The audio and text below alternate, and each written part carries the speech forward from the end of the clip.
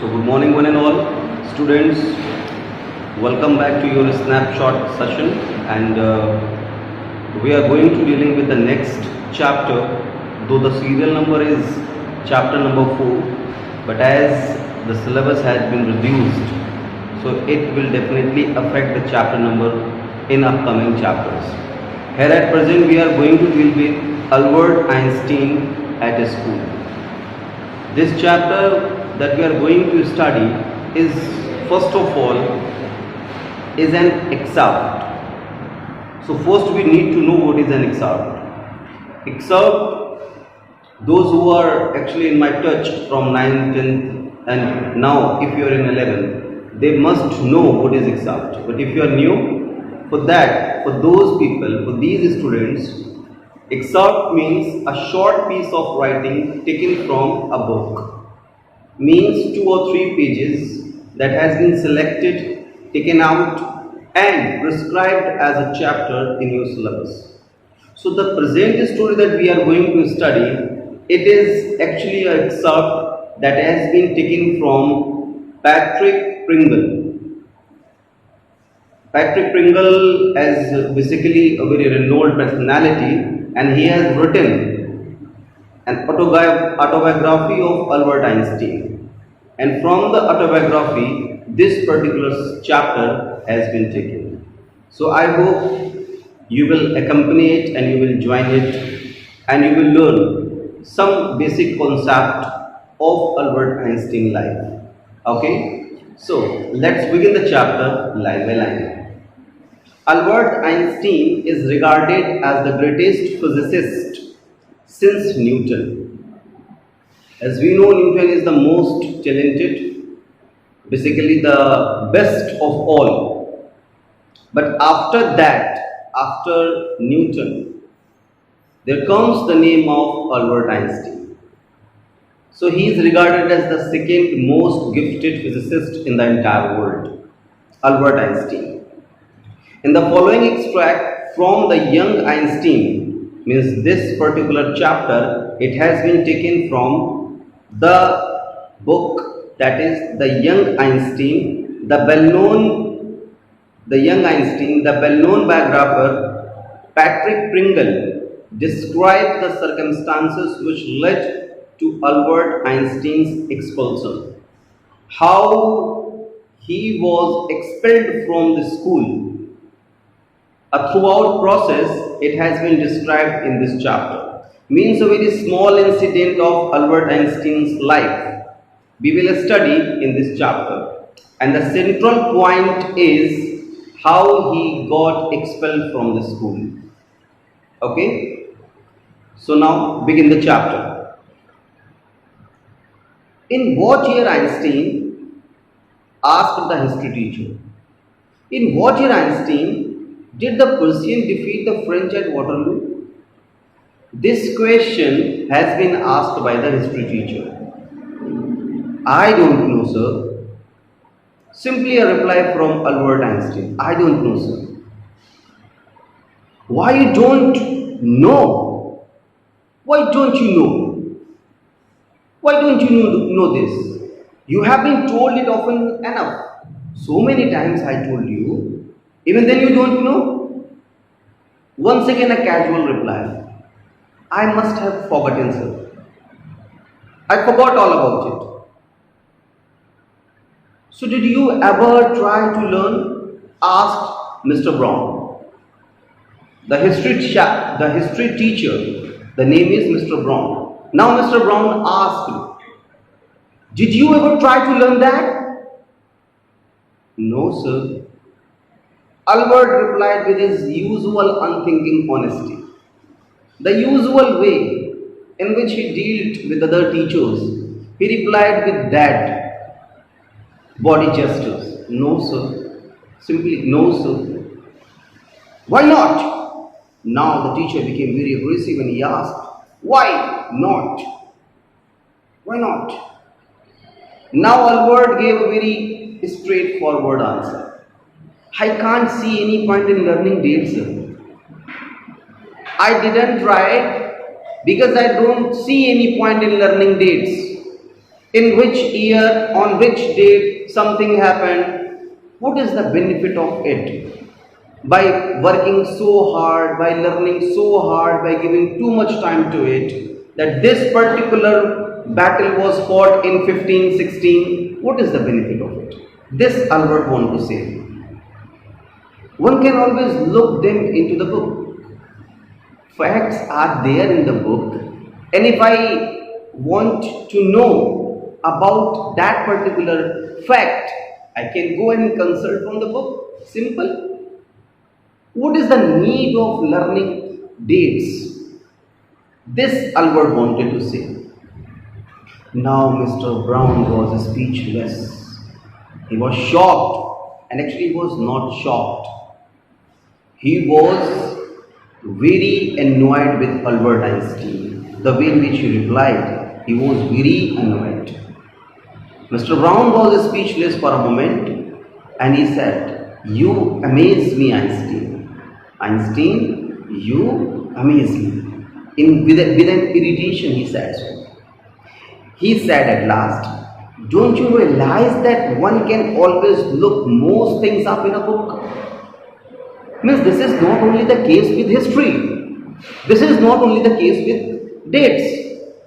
Each and everything is given in the book. It means you don't need to learn anything. Why are you not paying attention on history? That applies to all the facts you learn at school, and not only with books. All the things that you learn at school in all the subjects. This case, it has been applied in all the cases, with all the subjects. By this, the history teacher defended himself, and he put a question in front of Albert Einstein. Now, see the reply of Albert Einstein. "Yes, sir." "Then I suppose you don't see any point in learning facts." Now, Albert replied with very simplicity, "Yes, sir, you are right. Things are given in the book, and one can go and he can or she can learn the things. He or she can see the things at any time. There is nothing serious in it."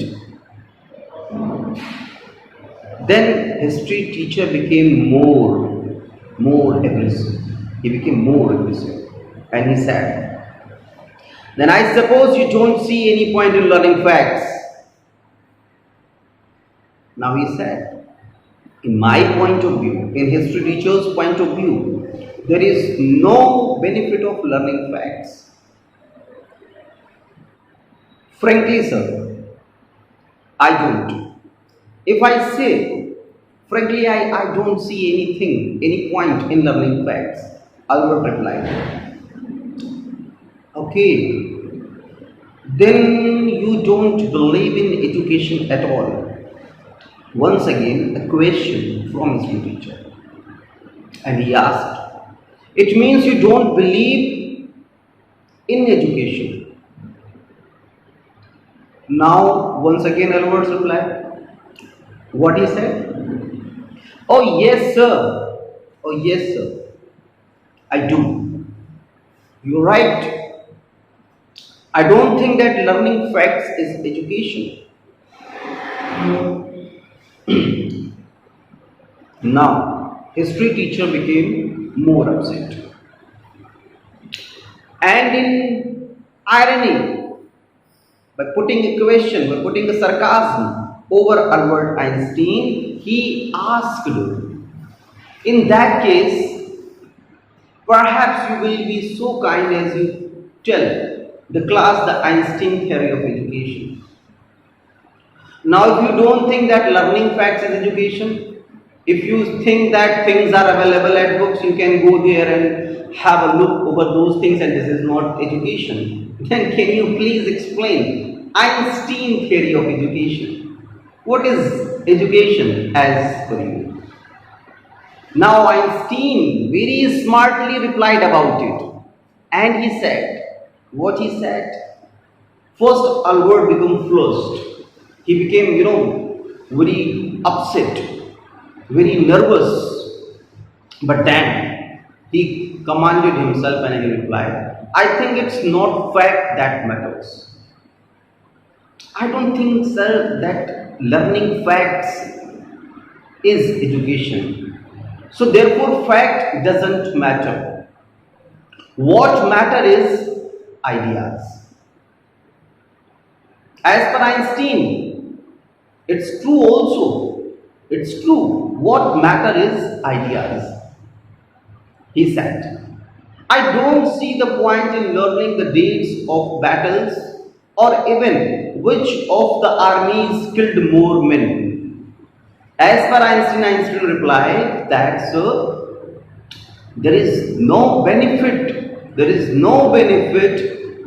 no point in learning the dates of the battle. This particular battle is fought between this year.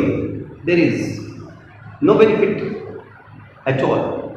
And secondly, there is also no benefit who won the battle or who killed more. There is also no benefit in it at all. And then he said, I would be more interested in learning why those soldiers were trying to kill each other.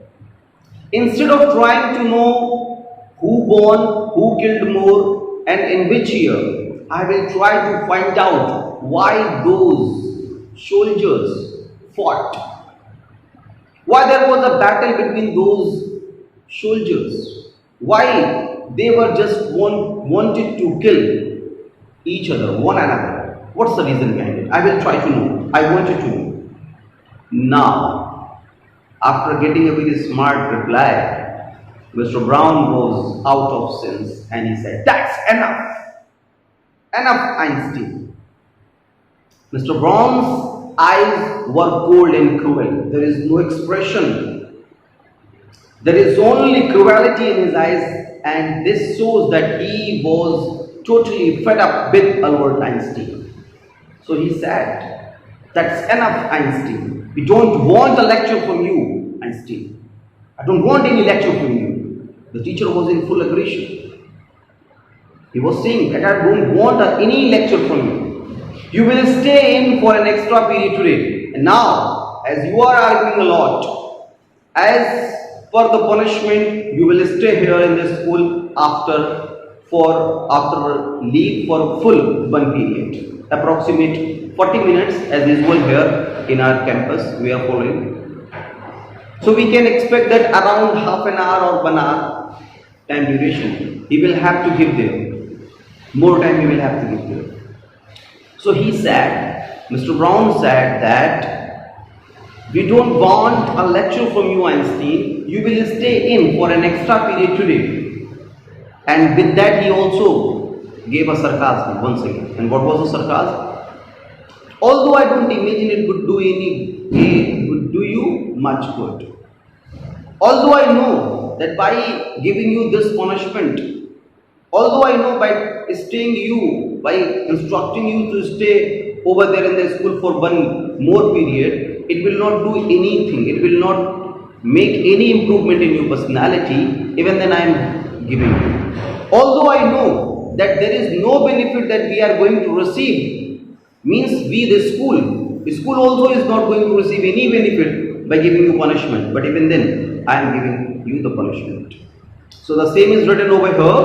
It won't do the school any good. It also won't do any good to the school. You are a disgrace. What a shame you are. You are arguing uselessly. You are putting things in your own point of view. I don't know why you continue to come. Even now just see the level. The level is go beyond the surface. Teacher cannot tolerate anything. He was saying, I don't know why do you come to school? Why do you come? What is the benefit when you don't want to study? When as per you these are not the true education, then why do you come? Just see the answers of Albert once again. What is that? Very simply replied, it is not my wish, sir. I don't want to come knowingly by myself. I am not interested to come. Rather, then you are an ungrateful boy and you ought to be ashamed of yourself. When history teacher received this remark, it is not my wish. It makes him more violent. And he said, he started to use somehow abusive languages and he is saying, ungrateful boy. You don't obey your parents. You don't have any loyalty towards your parents. When you don't want to study, when there is not any wish from your side to come to school and join to school, then you are an ungrateful boy. You are unacceptable. And you ought to be ashamed of yourself. Whatever you are doing, you should ashamed of yourself. I suggested you and ask your father to take you away. I am suggesting you from my side. I am giving you the liberty. And what the liberty? Just go and ask to your father. Take you away from here, from school. This remark was given by the teacher. Now understand, try to understand how much irritation he received from Einstein's reply. And that's why he said, ask your parents to fetch you from here. We also don't want to teach you. Okay? Next paragraph. Let's come forward. So Albert felt miserable when he left the school that afternoon. So after completing his punishment, when he was returning to his home, he was feeling very miserable, very troubled. Why? You are thinking as he had received a lot of harsh scolds from his history teacher because of that. Let's find out. So he felt very miserable when he left school that afternoon. Not that it had been a bad day. It was not, he was feeling miserable, he was upset. Not because it was a very bad experience today. As most days were bad now. As most of the days that are going to follow, they will definitely bad. Okay. So what he is saying, he was not upset as he was having a very bad experience at school. But because he had to go to back to that school, that hateful place the very next morning. But he was upset as once again tomorrow in the morning he will have to report to the same building from which he is hating a lot. He don't want to join. He only wished his father would take him away. There is only one desire that is there in the mind of Albert Einstein. God, with God's grace, just change the mentality of my father and he will take me away from here. But there was no point in even asking. But Albert also knew in himself that if he will go and ask to his father, fetch me away from here, then he knew very well that there will be no benefit of it, as he knew what the answers would be. What his father would answer, he knew. And what would be the answer? He would have to stay until he had taken his diploma. No, Albert, you cannot leave your school till you are going to receive your diploma. First receive your diploma, only then you are allowed to leave your school. So this is the general remark that he used to receive from his father. So he knew that if I will go to him, he will reply like this. Okay? I hope the things are just crystal clear like a mirror. Next paragraph. Going back to his lodgings didn't cheer him up. Now, before going further, I just want to make one thing more clear. Albert was staying away from his original house. Likewise, so many of you will go for higher education outside of this city and you will take a room over there. Same way, Albert was staying somewhere else. Okay, he had taken a lodging. That's why lodging is here. So going back to his lodging didn't cheer him up. Though he was returning back to his room, even then there is no happiness in himself.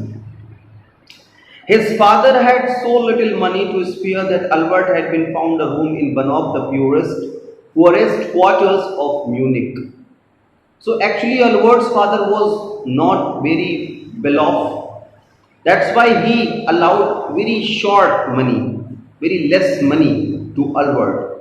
And he can get a very, bad, I mean to say very less equipped room. Okay. So he did not mind the bad food and the lack of comfort. Though